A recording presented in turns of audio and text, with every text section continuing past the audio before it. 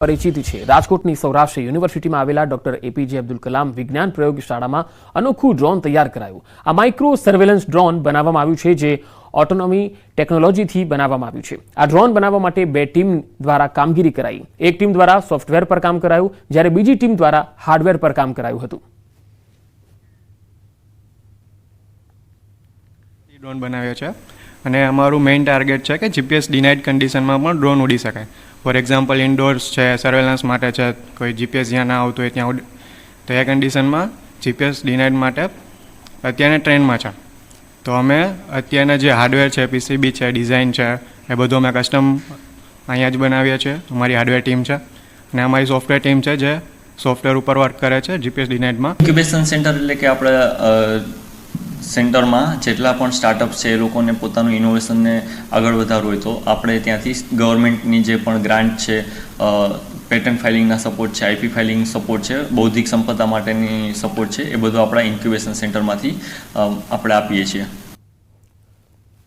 હવે આ ડ્રોનની ખાસિયત જે જોઈએ તો તે જીપીએસ કનેક્શન વગર પણ ઉડાડી શકાય છે। તેને યોગ્ય દિશામાં લઈ જઈ શકાય છે। જે જગ્યાએથી જીપીએસ જામિંગ લગાવ્યા હોય તે જગ્યાએથી પણ આ ડ્રોન અને ઉડાડી શકાય છે। આ ઉપરાંત આ ડ્રોનને એક વખત કમાન્ડ આપી દીધા બાદ તેને મોનિટરિંગ કરવું નથી પડતું, તે ઓટોમેટિક જ સર્વેલન્સ કરી લેશે। ઓપરેશન સિંદૂર દરમિયાન સૌથી ચર્ચાનું કેન્દ્ર રહ્યા છે ડ્રોન। ત્યારે રાજકોટ સૌરાષ્ટ્ર યુનિવર્સિટીની લેબમાં પણ ખાસ ડ્રોન બનાવવામાં આવ્યું છે। આ ડ્રોન છે તે સર્વેલન્સ ડ્રોન બનાવવામાં આવ્યું છે। આપ દ્રશ્યોમાં પણ જોઈ શકો છો કે જે રીતના આ ડ્રોન છે તે અત્યારે અહીંયા બનાવવામાં આવ્યું છે। છેલ્લા 2 વર્ષથી આ ડ્રોન બનાવવાની કામગીરી કરવામાં આવતી હતી। 5 લોકોની ટીમ દ્વારા જે છે એ સતત જે છે એ પ્રયાસો હાથ ધરવામાં આવ્યા હતા, જેમણે બનાવ્યું છે, જેમના દ્વારા આખી મહેનત કરવામાં આવી છે। આપણે એમની સાથે પણ વાત કરીશું। શું કહેશો, આ ડ્રોન બનાવ્યું છે, કેટલો સમય લાગ્યો હતો, કેટલી મહેનત? અમે અરાઉન્ડ ડ્રોન ઇન્ડસ્ટ્રીમાં 2017થી છીએ અને અત્યારે છેલ્લા 2 વર્ષથી સ્ટ્રાઇડ ડાયનેમિક્સ કરીને અમે અહીંયા રાજકોટમાં કંપની સ્ટાર્ટ કરેલી છે।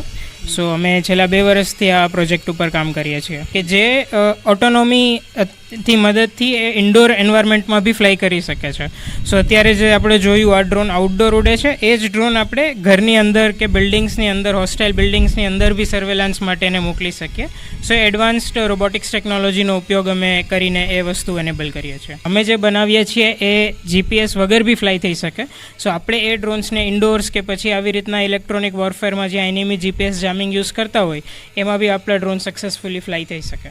ચોક્કસથી આ જે છે સૌરાષ્ટ્ર યુનિવર્સિટીની જે લેબ ડિપાર્ટમેન્ટ છે ત્યાં આખું આ ડ્રોન બનાવવામાં આવી રહ્યું છે। આ ડ્રોન છે તે એની સૌથી મોટી ખાસિયત એ છે કે જીપીએસ કનેક્શન વગર પણ તે ફ્લાય કરી શકે છે। એટલું જ નહીં, ખૂબ જ કહી શકાય કે તમામ જગ્યાએ જે સુરક્ષાની બાબતમાં ખાસ કરીને આ ડ્રોન છે તેમનો ઉપયોગ થઈ શકે છે। હાર્દિક Joshi, news 18 Gujarati, Rajkot.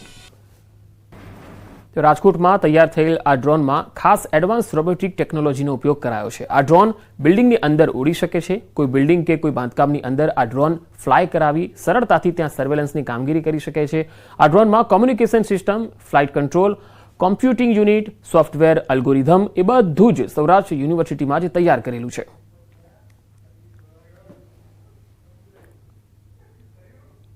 Research centre ખાતે જે ડ્રોન તૈયાર કરવામાં આવ્યું છે તે ડ્રોનની અનેક ખાસિયતો છે। ખાસ કરીને આ ડ્રોન છે તે એક પણ પ્રકારના જીપીએસ કનેક્શન વગર ઉડી શકે છે।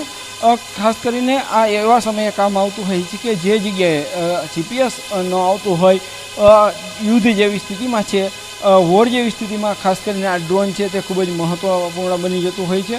આ ઉપરાંત જે રીતના અત્યારે કહી શકાય કે આ ડ્રોન છે તે સર્વેલન્સ કરી રહ્યું છે। અલગ અલગ એમના જે છે મલ્ટિપલ પર્પઝ પણ જોવા મળી રહ્યા છે। કોઈ પણ પ્રકારના જે છે પાયલોટ વગર ઉડી શકે છે। માત્ર એક વખત તેમને ફ્લાય કરવાનો કમાન્ડ આપી દીધા બાદ તે છે તે ઓટોમેટિક જ જે છે એ જે રીતના તેમાં પ્રોગ્રામિંગ કર્યું હોય છે તે પ્રમાણે જે છે એ સર્વે કરી શકતું હોય છે। ઓટોમેટિક જ આ ડ્રોન છે તે ઉડી અને અલગ અલગ જે છે વિભાગોનું રિસર્ચ કરી શકતું હોય છે। 5 લોકોની ટીમ છે તેમના દ્વારા ડ્રોન પર છેલ્લા 2 વર્ષથી મહેનત કરવામાં આવતી હતી અને હવે આ ડ્રોન છે તે બની ગયું છે। એટલે કે ક્યાંક ને ક્યાંક કહી શકાય કે હવે ડ્રોન છે તે રાજકોટ શહેરમાં બની રહ્યું છે। માત્ર ડ્રોન જ નહીં, આ ડ્રોનની મોટર સહિતના જે ઇક્વિપમેન્ટ છે તે તમામ ઇક્વિપમેન્ટ છે તે સૌરાષ્ટ્ર યુનિવર્સિટીમાં અત્યારે બની રહ્યા છે.